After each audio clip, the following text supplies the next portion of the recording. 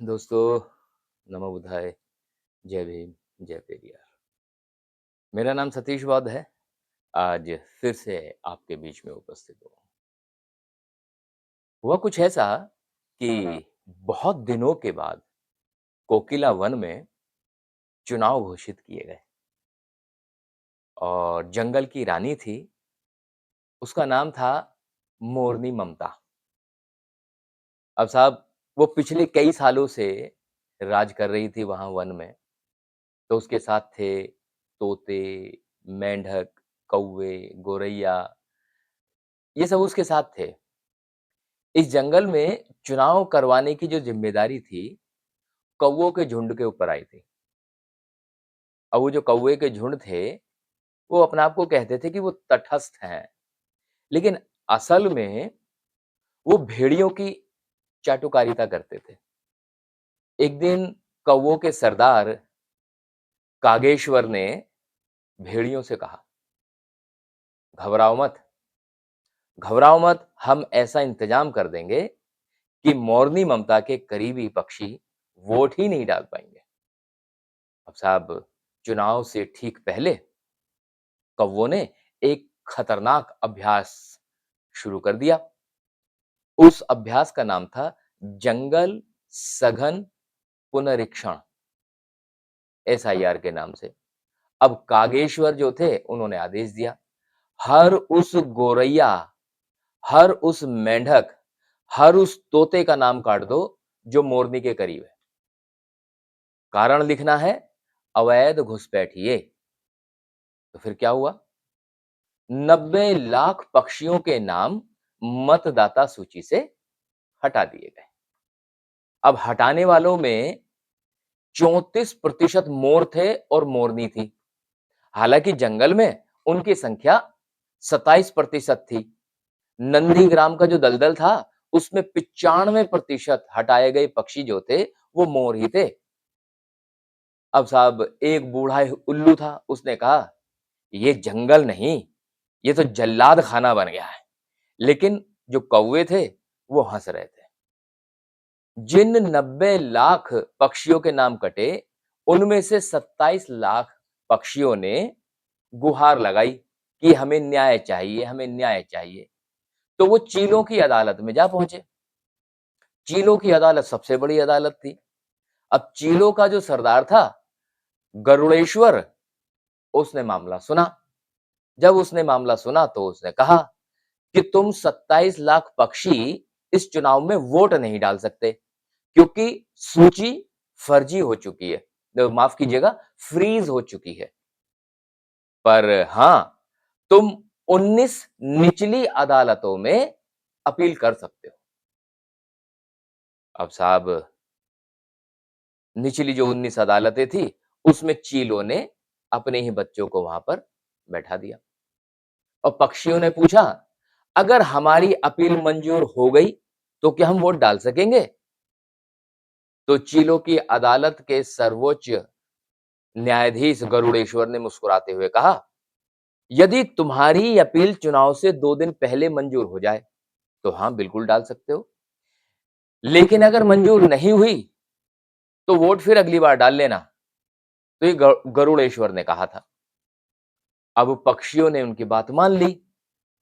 अब पक्षियों ने जब उनकी बात मानी तो 34 लाख से ज्यादा पक्षियों ने निचली अदालतों के दरवाजे खटखटा दिए। परिणाम क्या रहा कि जो पहला चरण था, उसमें केवल 139 पक्षियों को वोट डालने का अधिकार मिला, बहाल हो गए। और दूसरे चरण में 1468 पक्षी बहाल कर दिए गए। शेष बाकी जो बचे थे 27 लाख पक्षी, वो वोट डालने से वंचित रह गए। अब साहब बड़ी समस्या हुई। एक बूढ़ी गोरैया जो थी, वो रो पड़ी और रोते हुए कहने लगी, बाबूजी मेरे पास तो पहचान पत्र है, मेरा बच्चा सेना में है, फिर भी चील कहती हैं कि अगली बार वोट कर लेना। अगली बार क्या मैं जीवित रहूंगी? तो भेड़ियों का जो उम्मीदवार था वो फुसफुसाया। उसने कहा, जिनका वोट कट गया वो हमेशा के लिए कट गए। अब साहब जंगल के बाकी पक्षी जो थे, वो चुपचाप बैठे थे। उन्होंने चीलों से 5 कड़े सवाल करे। चील जो न्याय कर रहे थे, अदालती काम कर रहे थे, वो चील थे। तो पहला सवाल ये किया पक्षियों ने, हमारा संविधान कहाँ गया? पहला सवाल था। तो चील भाइयों, तुम कहते थे कि तुम संविधान के रखवाले हो, लेकिन जब 27 लाख पक्षियों का मताधिकार छीना गया, तो तुमने कहा कि प्रक्रिया ठीक है, समय निकल गया है।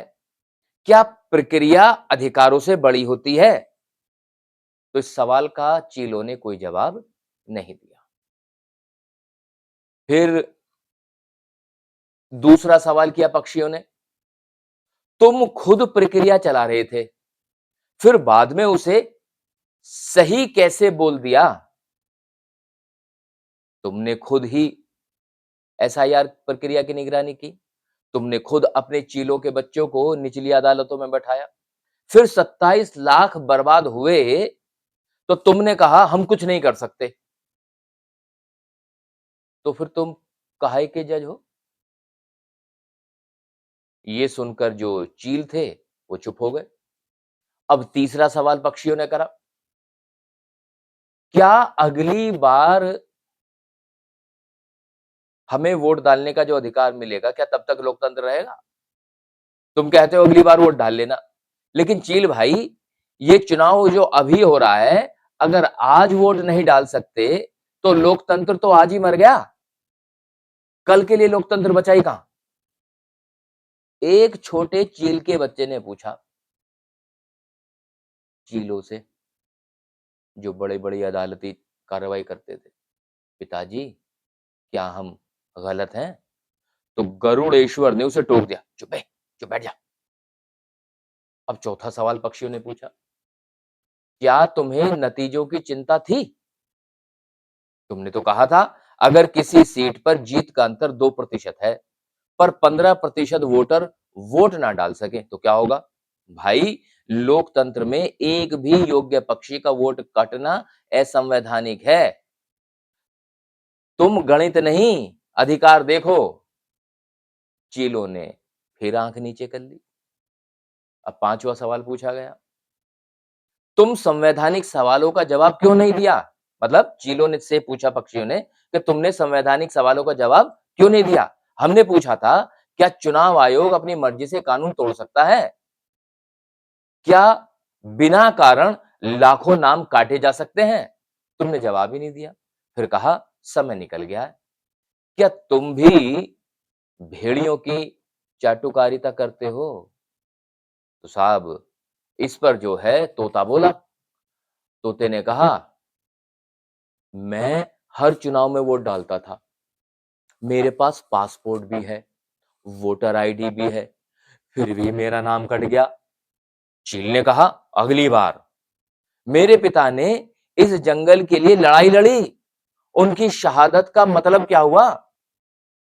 फिर तभी एक बूढ़ा मेंढक निकल के आया, रोते हुए कहने लगा, हमारा नाम काटने वालों को देखो, वे कौवे हैं, और कौवों के मालिक भेड़िए हैं, और भेड़ियों के साथ चील भी बैठे हैं।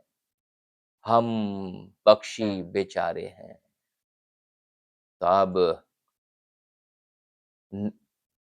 जो भेड़ियों की टोली थी, जो चुनाव हुआ था 27 लाख पक्षियों के बिना, भेड़िए जीत गए। वे चिल्लाए, हमें तो पूरा बहुमत मिल गया, हमें पूरा बहुमत मिल गया। लेकिन जंगल जानता था, ये जीत नहीं है, ये चोरी है।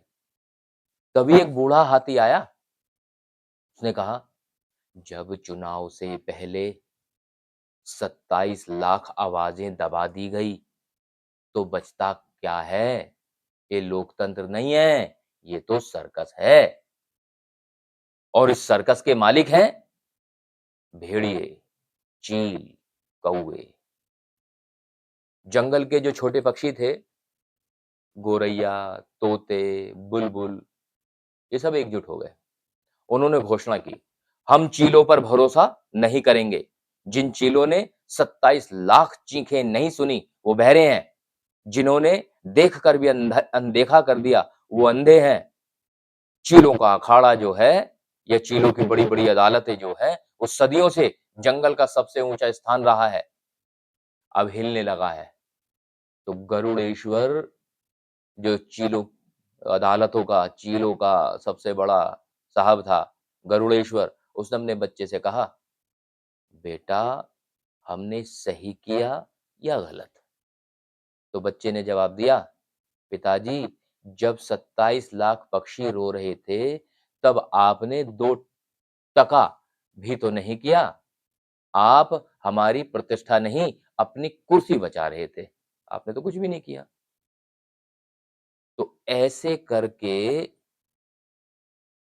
मोरनी को सत्ता से बेदखल कर दिया गया और 27 लाख पक्षियों की गुहार किसी ने नहीं सुनी।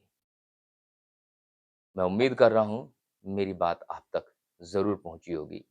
इन्हीं शब्दों के साथ मैं सतीश आप सभी से विदा लेता हूँ। फिर किसी और अच्छी-सी कहानी के साथ आपके बीच में रहूँगा। तब तक के लिए जय भीम, जय पेरियार।